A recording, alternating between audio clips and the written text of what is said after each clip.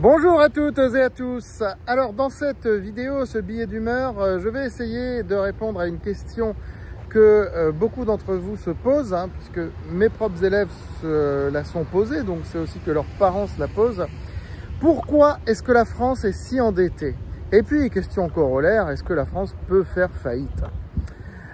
N'oubliez pas de liker et partager cette vidéo et de vous abonner à cette chaîne YouTube pour voir d'autres vidéos de ce style et puis bien sûr toutes nos vidéos sur la bourse. Mais tout est lié, bourse, économie, sociologie, tout est relié. Alors je vais vous expliquer pourquoi est-ce que la France est si endettée, vous allez comprendre à partir d'une métaphore. C'est culturel en définitive. Par rapport à d'autres pays d'Europe, ce qui se passe en France est culturel.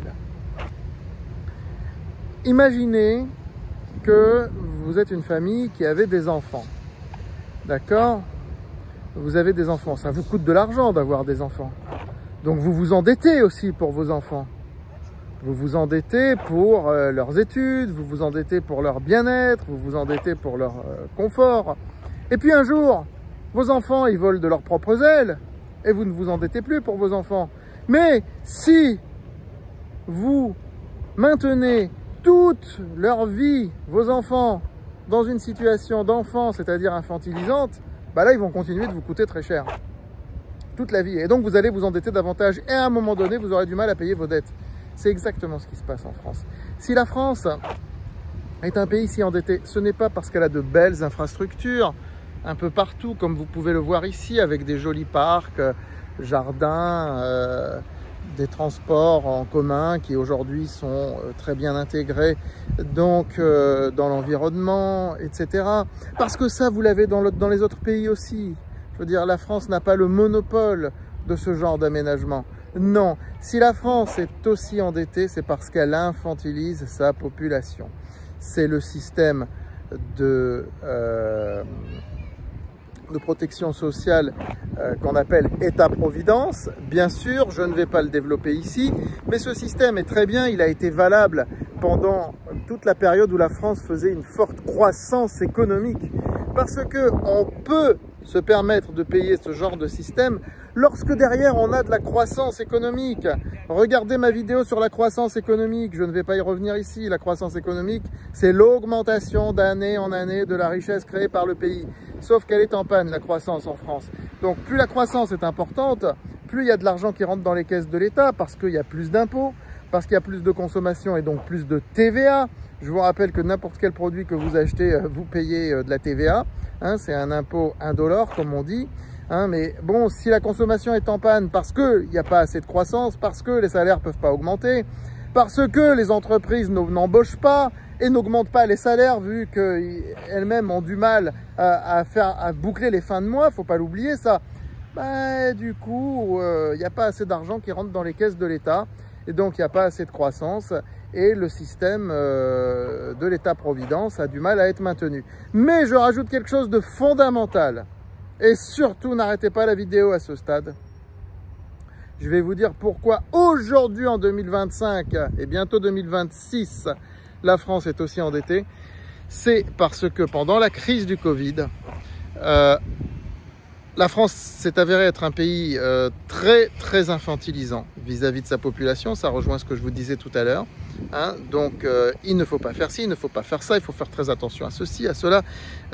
Des campagnes de prévention qui coûtent très cher d'une part, et puis d'autre part, toutes ces mesures de fermeture des commerces, de fermeture des entreprises, d'interdiction de se voir, etc. Tout le contrôle policier qu'il a fallu mettre en place.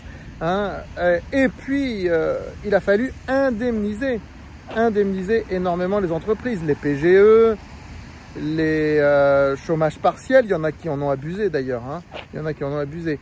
Mais là, il y a eu une très grosse dépense de l'État, alors que cette année-là, en 2020, le PIB a perdu 7%. Vous entendez bien, 7%. Donc 7% de croissance en moins, et donc beaucoup de dépenses qui a nécessité un gros endettement. Quand vous voyez bien la courbe de la dette française, c'est à ce moment-là qu'elle a vraiment augmenté. C'est à ce moment-là qu'on est passé vers des seuils intolérables. C'est là, au moment du Covid, sous le premier mandat de Macron, où la France a infantilisé la population en lui faisant peur, en lui disant de rester chez eux, etc., etc., en indemnisant, en disant Vous restez chez vous, mais on vous paye. C'est là que la France s'est mise à exploser le plafond de sa dette. Est-ce que ça a été utile ou pas? Est-ce que ça a sauvé des vies ou pas? Ça, on n'en sait rien parce qu'il y a des pays qui n'ont pas fait ça et puis aujourd'hui, on s'aperçoit que les résultats étaient à peu près les mêmes.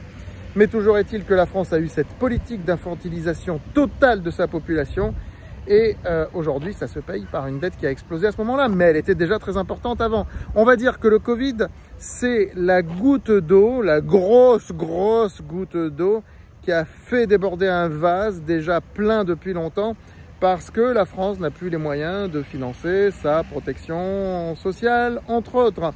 Et puis l'école qui coûte très cher aussi. L'école coûte très cher. L'éducation nationale est l'un des tout premiers budgets de la France. Et peut-être que l'argent n'est pas très bien dépensé. J'ai fait une vidéo sur la rentrée scolaire dans cette même playlist. Je vous invite à la regarder.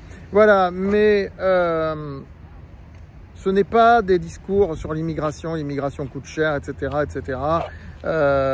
Non, ce n'est pas l'immigration qui coûte cher. De toute façon, pour avoir de la croissance, il n'y a pas assez de...